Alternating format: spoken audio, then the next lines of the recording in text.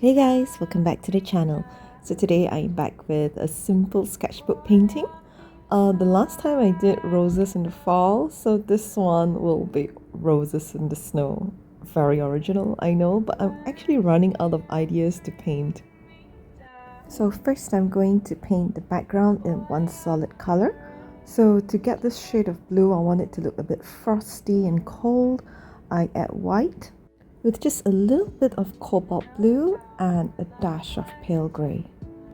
So right now I'm just evenly spreading the paint, and then next I'm going to take a wool brush and I'm going to mix cold grey with a lot of white, and I'm just going to use the tip of the wool brush and dab the tip of it to create this sort of pattern where it kind of looks like trees, like Christmas trees in the background. And I'm going to use white and I'm going to dab over it to give it a more like snowy kind of look. Next I'm going to use a fine tip brush and I'm going to draw the stems of the roses.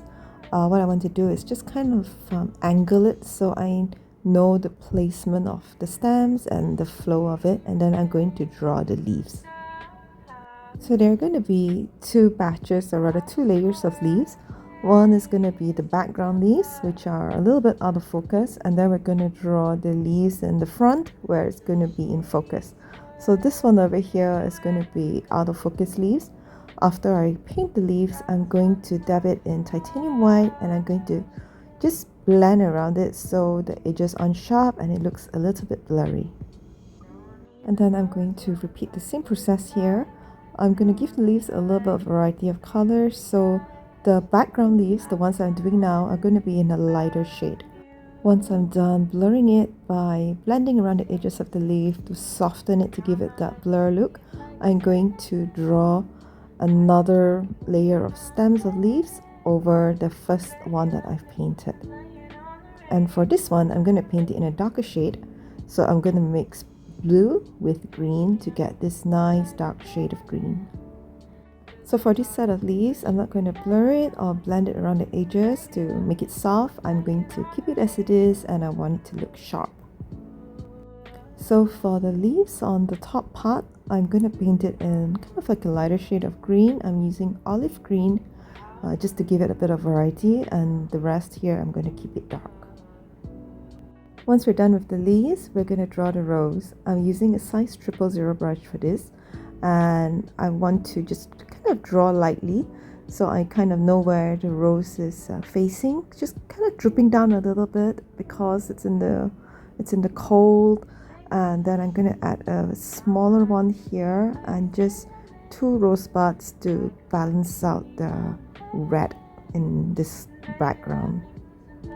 So next we're going to paint the rose, and nowadays I like to paint my rose petal by petal. Last time I just used to like paint this round, the shape of the rose, and then I just kind of take a little bit of like darker color to create the shape, but I find that it looks so much better when you paint it petal by petal. Because this is the main focus of the painting, sometimes it can be a little bit intimidating to paint in case it goes wrong.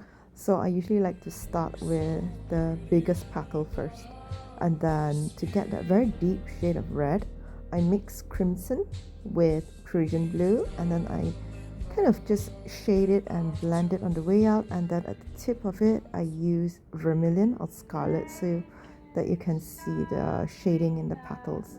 So once all the roses are painted, I'm going to use the tip of the brush and I'm going to start adding the snow.